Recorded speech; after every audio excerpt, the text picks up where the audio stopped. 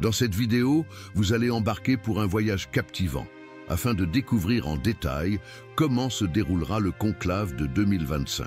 Nous allons dévoiler non seulement les procédures secrètes et les traditions entourant le choix du nouveau pape, mais aussi vous partager des anecdotes historiques surprenantes et des coulisses peu connues de ce rituel sacré. Tout au long de cette exploration, nous réfléchirons ensemble à la manière dont cette décision pourrait transformer l'avenir du christianisme et même influencer la scène mondiale. Restez avec nous jusqu'à la fin, car chaque révélation pourrait bien changer la façon dont vous percevez l'histoire de l'Église catholique et son rôle dans le monde contemporain. Le conclave est sans doute l'un des événements les plus solennels et mystérieux de la tradition catholique. Lorsque le pape meurt, comme cela s'est produit le 21 avril 2025, ou démissionne, une période appelée « sede vacante » débute. Ce moment marque la fin d'un cycle et le commencement d'un choix qui aura non seulement un impact spirituel sur plus d'1 milliard de catholiques, mais aussi des répercussions politiques et sociales à l'échelle mondiale. Mais alors, comment fonctionne réellement ce processus tant attendu et en même temps entouré de tant de secrets? Le rituel du conclave et ses protocoles sont régis par des règles strictes et un symbolisme profond. Il est souvent décrit comme un moment de grande tradition, mais aussi comme un terrain où se mêlent intrigues politiques et influences extérieures qui vont bien au-delà des murs du Vatican. Tout commence dès que la mort du pape est confirmée.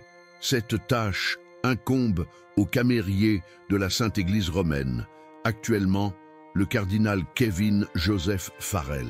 Selon la tradition, il doit toucher le front du défunt avec un petit marteau d'argent, l'appeler 3 fois par son nom et, n'ayant aucune réponse, déclarer officiellement le décès. Cela marque le début du protocole de la sede vacante. À partir de ce moment, les appartements pontificaux sont fermés, l'accès aux documents personnels est interdit et les préparatifs pour les funérailles ainsi que pour le conclave commencent. Pendant cette période cruciale, l'Église se retrouve sans leader visible et la gouvernance de l'Église est confiée au collège des cardinaux qui se réunit lors de sessions appelées « congrégation générale ». Tous les cardinaux de moins de 80 ans sont tenus de participer au conclave et on estime qu'environ 120 cardinaux seront convoqués pour choisir le nouveau chef spirituel de l'Église. Le conclave commence généralement entre le 15e et le 20e jour suivant la mort du pape, afin de laisser aux cardinaux le temps de se rendre à Rome et de se préparer à ce moment décisif. Les cardinaux sont logés à la Domus Sanctae Martae, une résidence située au cœur du Vatican, où ils sont totalement isolés du monde extérieur. Ils ne peuvent ni utiliser leur téléphone, ni accéder à Internet, ni maintenir tout contact susceptible d'influencer leurs décisions. Ils sont escortés jusqu'à la chapelle Sixtine, le lieu des votes, au cours d'une cérémonie empreinte de solennité. Après une messe spéciale, les cardinaux marchent en silence jusqu'à la chapelle, jurant un secret absolu sur tout ce qu'ils vont vivre. L'expression latine « extra omnes » est alors proclamée, ordonnant à tous ceux qui ne participent pas à l'élection de quitter la chapelle, qui sera ensuite verrouillée. À partir de ce moment, le choix du nouveau pape dépend uniquement des cardinaux. Pour chaque vote, un rituel précis est suivi. Les cardinaux reçoivent un bulletin où ils inscrivent le nom du cardinal qu'ils jugent digne d'être élu pape. Ensuite, ils déposent leur vote dans une urne spéciale. Avant de le faire, chaque cardinal s'avance jusqu'à l'autel et déclare à haute voix, devant Dieu, qu'il vote selon sa conscience. Les votes sont recueillis et comptés par 3 cardinaux scrutateurs, choisis par tirage au sort. Pour qu'un candidat soit élu pape, il doit obtenir au moins les 2/3 des voix. Si personne n'atteint cette majorité, de nouveaux votes sont organisés. 2 le matin et 2 l'après-midi, jusqu'à ce qu'un successeur de Saint-Pierre soit finalement choisi. L'annonce du nouveau pape se fait de manière symbolique par la fumée. Après chaque vote, les bulletins sont brûlés dans un poêle installé dans la chapelle Sixtine. Si aucun pape n'est élu, une substance chimique est ajoutée au feu, produisant de la fumée noire. Si, en revanche, un nouveau pape est élu, la fumée devient blanche, signalant au monde entier que le successeur a été choisi. L'annonce de la fumée est l'un des moments les plus attendus et émouvants pour les fidèles rassemblés sur la place Saint-Pierre, mais aussi pour des millions de personnes à travers le monde qui suivent l'événement en temps réel. Cependant, il ne faut pas oublier que le conclave n'a pas toujours été aussi organisé et protégé des interférences extérieures. Au cours de l'histoire, il y a eu des périodes sombres où les papes ont été élus sous une pression politique immense, des chantages et même des menaces physiques. Certains conclaves ont duré des mois, voire des années, avec des cardinaux enfermés, souffrant du froid et de la faim, jusqu'à ce qu'ils parviennent à un consensus. C'est précisément pour éviter de telles manipulations extérieures que le conclave, tel que nous le connaissons aujourd'hui, a été institutionnalisé en 1251. Après la mort du pape Innocent IV, la ville de Viterbe décida de confiner les cardinaux et de limiter leur nourriture afin de les contraindre à prendre une décision. Ce geste a donné naissance au rituel actuel d'isolement des cardinaux. Même aujourd'hui, malgré les dispositifs de sécurité et le serment de secret, de nombreux spécialistes affirment que des alliances secrètes se forment en coulisses. Des groupes de cardinaux, connus sous le nom de Camarillas, se réunissent avant le conclave pour discuter des candidats potentiels et aligner leurs intérêts. Dans le contexte du conclave de 2025, les attentes sont particulièrement élevées. Le choix du nouveau pape pourrait non seulement renforcer l'héritage du pape François, en approfondissant les réformes qu'il a initiées, mais aussi inverser les mouvements d'ouverture qui ont marqué son pontificat. Selon le choix qui sera fait, le christianisme pourrait prendre une direction plus inclusive ou revenir à des positions plus traditionnelles et conservatrices. Mais un élément encore plus intrigant plane sur ce conclave. De nombreux chercheurs et croyants estiment que nous vivons peut-être l'accomplissement des anciennes prophéties de Saint Malachie. Selon ces prophéties, après le pape François, le prochain pape serait le dernier avant la fin des temps. Ce thème controversé ajoute une dimension de tension et d'attente à ce qui pourrait se passer.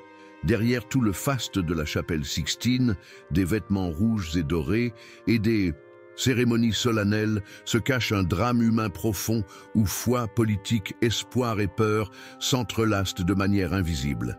Alors que des millions de regards se tournent vers le Vatican, le monde attend avec anxiété de savoir qui sera le nouveau gardien de l'Église et quelle direction il donnera au christianisme dans une époque de bouleversement.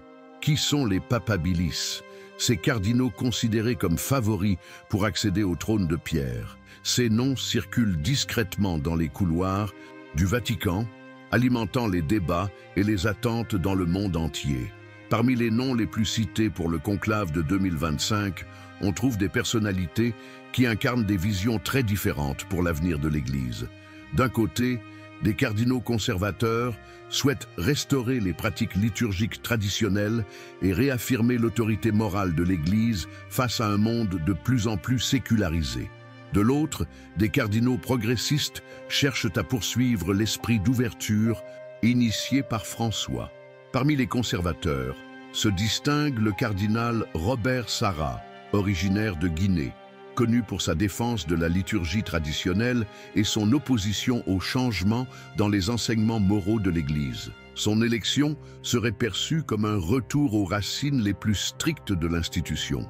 Du côté des progressistes, le cardinal Matthew Zuffa se distingue par son engagement dans les causes sociales et le dialogue interreligieux. Il représente une Église plus ouverte et inclusive. Un autre nom important est celui du cardinal Peter Turkson, originaire du Ghana, considéré comme modéré et qui symboliserait un changement historique en amenant la papauté en Afrique, un continent en pleine croissance du point de vue du nombre de catholiques. En plus des favoris, il existe toujours la possibilité de l'élection d'un candidat surprise, résultat de négociations et d'alliances formées en coulisses.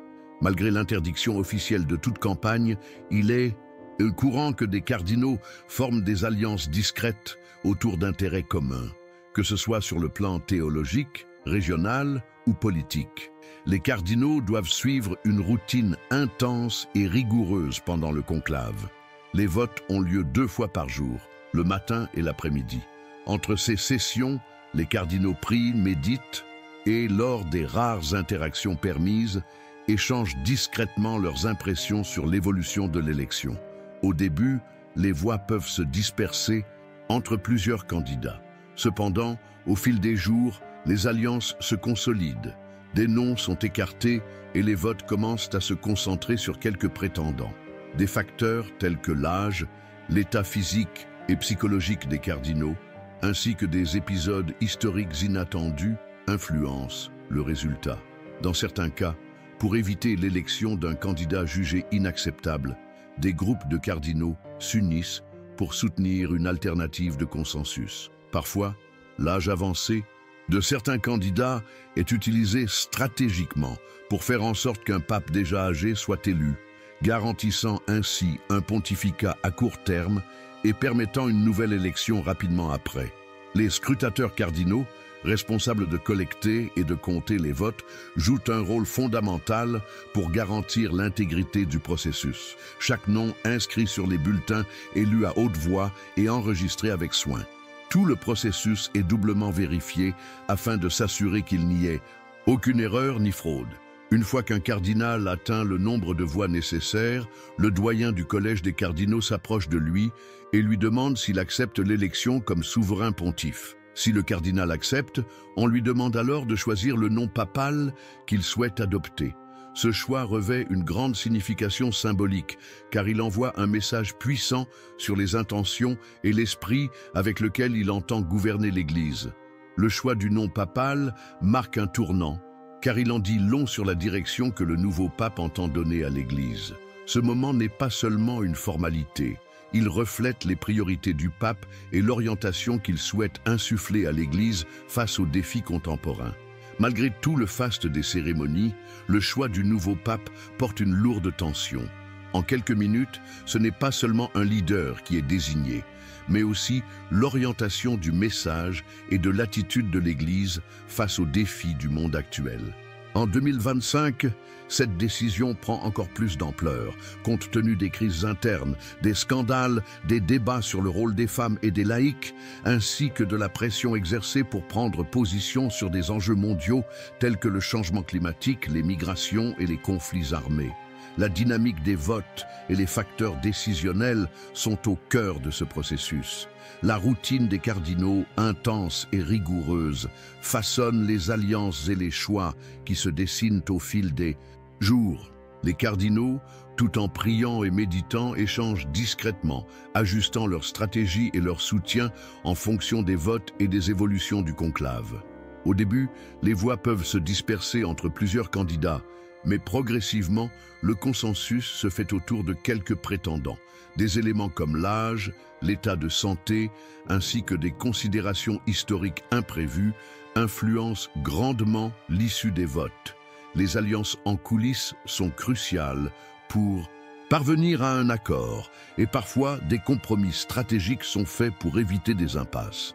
Dans certains cas, pour éviter l'élection d'un candidat jugé inacceptable, des groupes de cardinaux se regroupent pour soutenir une alternative consensuelle. Parfois, l'âge avancé de certains candidats est utilisé stratégiquement, choisissant un pape déjà âgé pour garantir un pontificat de courte durée, permettant ainsi de revenir à un nouveau conclave dans un futur proche. Les scrutateurs, cardinaux responsables de la collecte et du comptage des votes, jouent un rôle clé pour assurer la transparence et l'intégrité du processus. Chaque vote est minutieusement comptabilisé et vérifié pour éviter toute erreur ou tentative de fraude. Ce système rigoureux garantit que chaque vote est pris en compte de manière impartiale. Une fois qu'un cardinal atteint le nombre de voix nécessaires, le doyen du collège des cardinaux s'approche de lui et lui demande s'il accepte l'élection.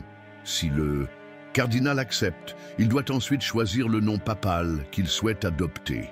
Ce choix est d'une grande importance symbolique, car il envoie un message fort sur la manière dont le nouveau pape envisage de gouverner l'Église.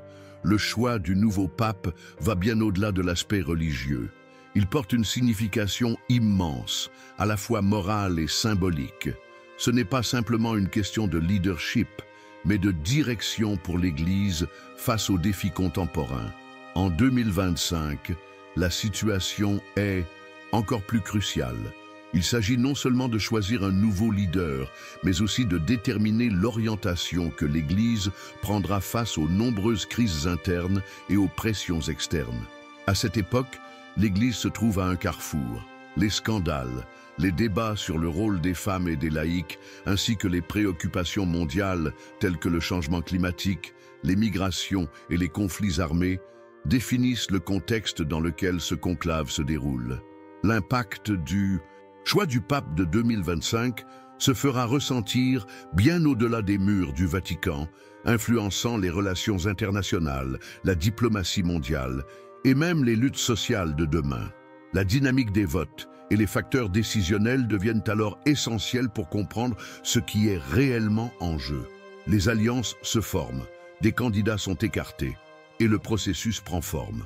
Chaque mouvement au sein du conclave a un poids historique et chaque décision prise peut marquer un tournant dans l'histoire de l'Église. L'histoire des conclaves passés nous offre des enseignements cruciaux pour comprendre la grandeur et la complexité de cet événement. Au Moyen Âge, l'élection papale était un processus souvent chaotique, où les rois, empereurs et nobles jouaient un rôle central. Les menaces, les pots de vin et même la violence étaient fréquemment utilisés pour influencer le résultat. Un exemple marquant est celui du conclave qui élut le pape Grégoire X en 1271, un conclave qui dura près de 3 ans. Frustrés par la lenteur du processus, les citoyens de Viterbe enfermèrent les cardinaux, réduisirent leur ration de nourriture et retirèrent le toit de l'édifice pour les forcer à prendre une décision. Ce geste extrême donna naissance au système d'isolement des cardinaux que nous connaissons aujourd'hui. Au XXe siècle, 2 conclaves ont profondément modifié le cours du christianisme. L'élection du pape Jean XXIII en 1958, qui convoqua le Concile Vatican II, fut un tournant majeur, marquant un renouveau profond au sein de l'Église. De même, l'élection de Jean-Paul II en 1978, le premier pape non italien depuis plus de 400 ans, ouvrit une nouvelle ère de dialogue avec le monde moderne, transformant la papauté en un acteur global.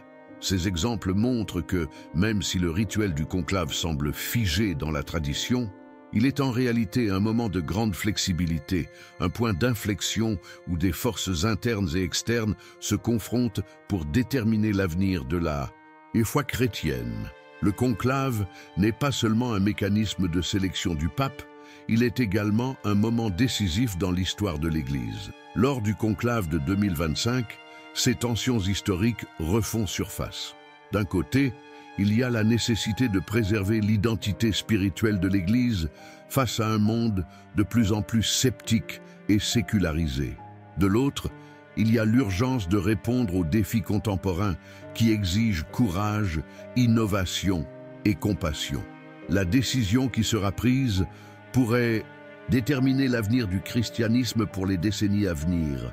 Le choix d'un pape conservateur pourrait être perçu comme un retour aux doctrines traditionnelles, une tentative de protéger l'orthodoxie face à un monde en mutation rapide.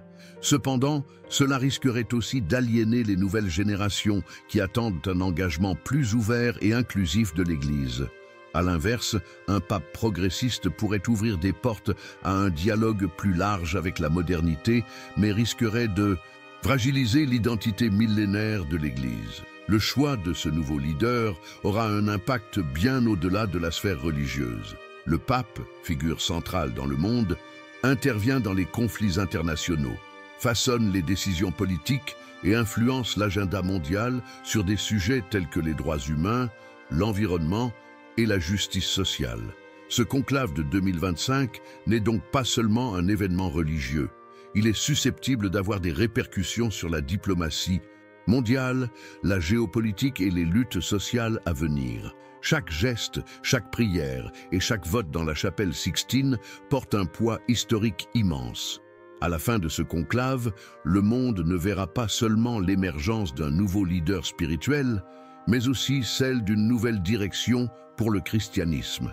Cette direction pourra soit réaffirmer l'Église comme une force morale capable d'affronter les défis du XXIe siècle, soit précipiter davantage sa perte d'influence face à un monde en rapide transformation.